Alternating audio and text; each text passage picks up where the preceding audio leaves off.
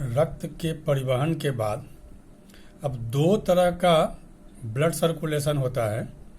एक कहलाता है ओपन ब्लड सर्कुलेशन, खुला रक्त परिवहन, और दूसरा होता है क्लोज्ड ब्लड सर्कुलेशन, बंद रक्त परिवहन।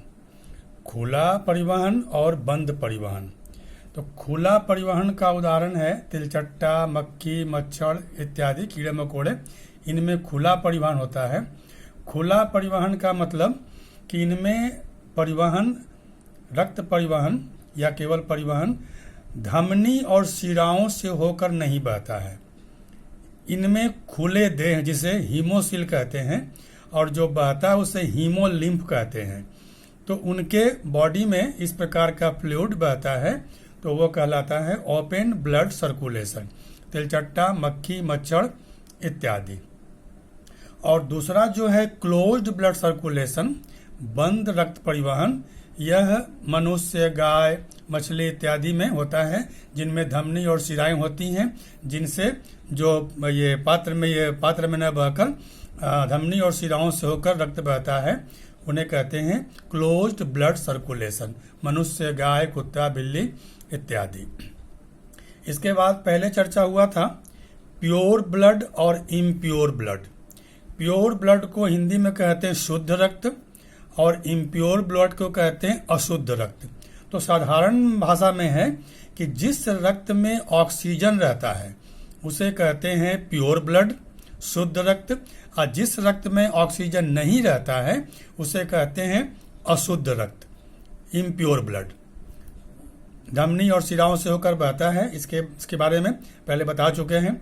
ये प्रायः धमनियों में बहता है, ये प्रायः शिराओं में बहता है। इसके बाद एक टर्म और है ब्लड क्लोटिंग या ब्लड कोआगुलेशन। ब्लड क्लोटिंग या ब्लड कोआगुलेशन, रक्त का जमना।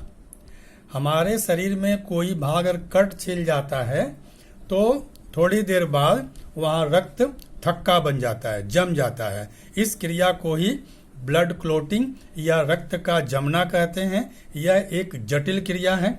साधारण अवस्था में हेपारिन जो है हम लोगों का, हेपारिन रक्त जमने नहीं देता है, वही बाधा पहुंचाता है।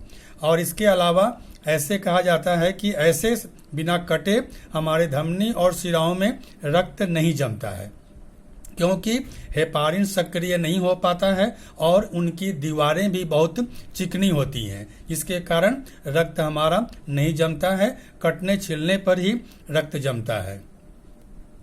अब है ब्लड ग्रुप, रक्त वर्ग।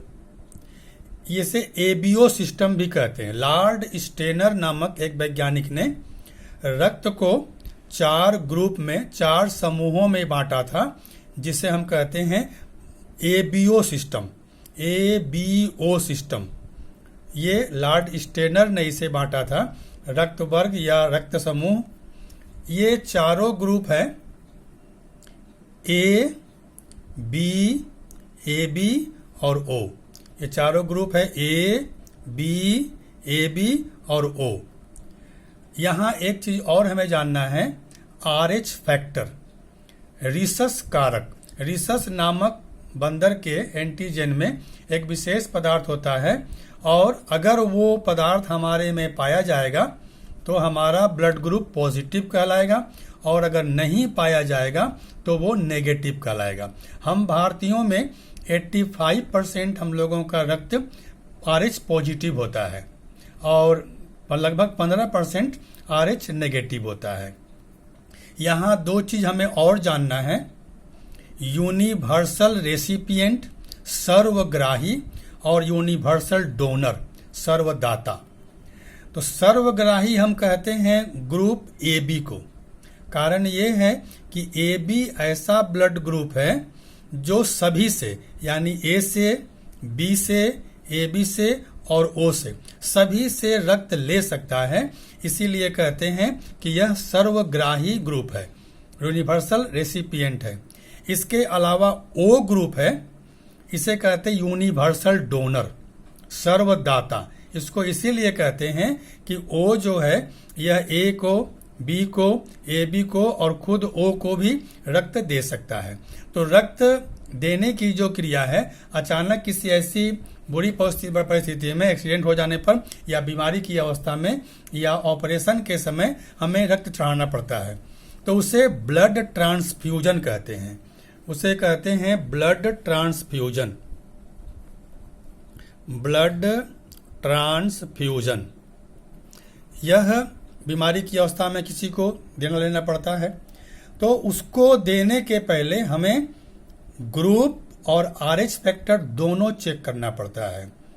ग्रुप अगर मिल गया तो वो काफ़ी नहीं है, ग्रुप के साथ साथ उसका RH फैक्टर भी मिलना जरूरी है। जैसे कोई व्यक्ति ग्रुप ए वाला है, तो ए वाला अगर वो पॉजिटिव है तो ए पॉजिटिव को ही देगा, वो ए नेगेटिव को नहीं दे पाएगा, या ए नेगेटिव है तो ए नेगेटिव को ही देगा, ए पॉजिटिव को नहीं दे पाएगा। उसी प्रकार बी वाले भी हैं, बी अगर पॉजिटिव है तो पॉजिटिव को ही देंगे, नेगेटिव है तो नेगेटिव को ही देंगे। ए बी भी पॉजिटिव है तो ए बी पॉजिटिव को ही देगा। ओ अगर पॉजिटिव है तो A positive, B positive, A B positive और ओ पॉजिटिव सबको रख दे सकता है। लेकिन ओ अगर नेगेटिव है तो किसी भी पॉजिटिव को दे नहीं पाएगा। सभी का अगर नेगेटिव हो, A negative, B negative, A B negative, O negative, तो उसी को ये रक्त दे पाएगा। इसीलिए ब्लड लेने देने के पहले हमें ग्रुप के साथ साथ उसके RH फैक्टर का भी अध्ययन करना होता है, जो बहुत जरूरी है। अगर ऐसा नहीं किया तो व्यक्ति की मृत्यु हो सकती है। तो ये था ब्लड सर्कुलेशन का अंतिम भाग।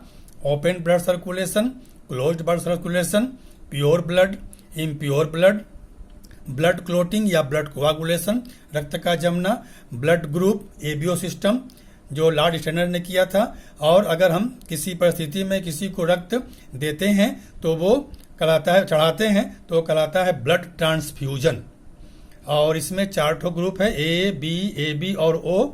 ए बी को कहते हैं यूनिवर्सल रेसिपिएंट और ओ को कहते हैं यूनिवर्सल डोनर, क्योंकि ओ सभी को रक्त दे सकता है और ए बी सभी से रक्त ले सकता है।